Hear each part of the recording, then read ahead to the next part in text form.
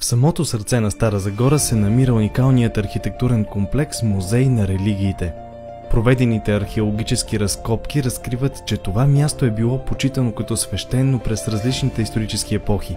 В най-ранния пласт е открита култова яма от началото на ранножелязната епоха. През античността там е имало светилище, посветено на тракийския конник.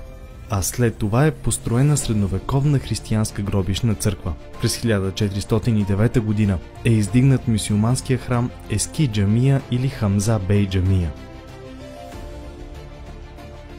Днес най-добре запазена е архитектурата на Ески джамия. Сградата се състои от квадратен молитвен салон и предверие, покрито с 3 малки купола. Куполът на молитвения салон е издигнат върху 20-стенен барабан. Още през 1927 година сградата е обявена за старинен паметник.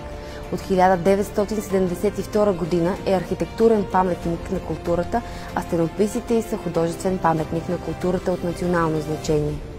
През 2011 година е извършена пълна консервация и реставрация на комплекса. В него са показани по подходящ начин запазените култови елементи от различни епохи.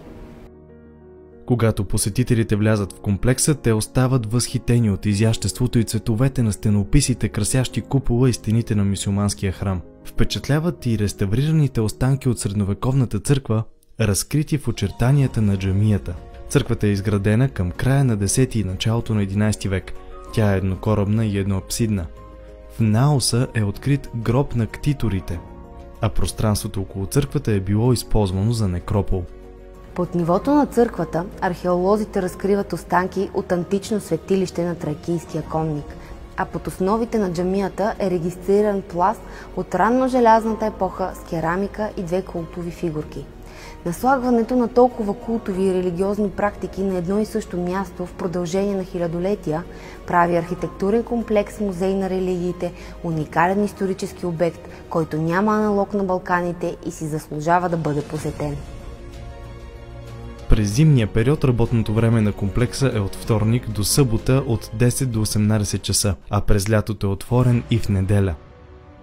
Докато сме на тема религия и църкви, ще ви покажем още един храм, само че действащ – параклисът Свети Теодор Тирон, който се намира на хълма Аязмото. Според една от легендите, именно тук, при чудотворния извор на Аязмото, княз Борис приема християнството.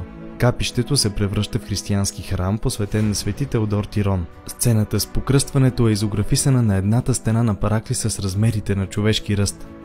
А непосредствено до параклиса Свети Теодор Тирон е гробът на старозагорския владика Методий Кусев, инициатор и ръководител на дейностите по залесяване на хълма и превръщането му в парк.